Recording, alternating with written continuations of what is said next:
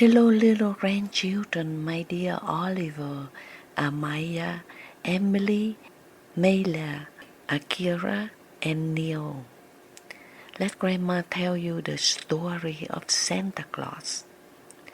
A long time ago, in a faraway place called Myra, there lived a kind and generous man named Nicholas. Nicholas was a real person, and his heart was as big as the world. He loved helping people, especially children, and he had a special way of making them feel happy and cared for. Nicholas grew up in a wealthy family, but when his parents passed away, he decided to use his fortune to help those in need. He didn't want anyone to feel sad or go hungry, so he spent his days quietly giving gifts and helping the poor.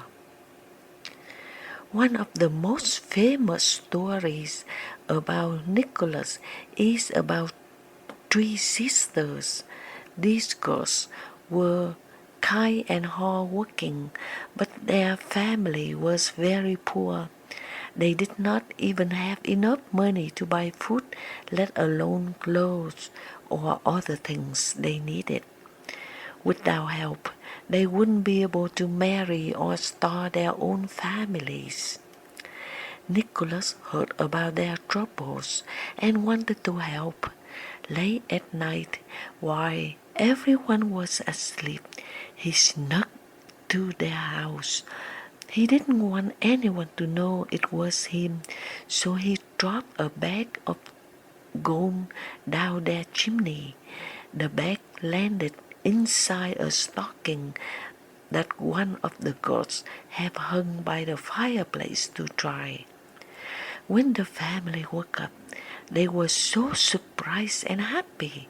Nicholas' kindness saved them, and he kept helping others in secret for many years. Because of his generosity, people began to tell stories about Nicholas.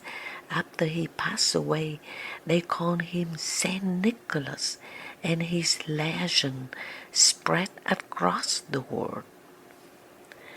How Saint Nicholas became Santa Claus. Many years later, people in different countries began to celebrate Saint Nicholas in their own way. In Holland, he was called Sinterklaas, and he brought gifts to children every year on December 6th. When Dutch family moved to America, they brought the story of Sinterklaas with them. Over time, Sinterklaas changed to Santa Claus we know today.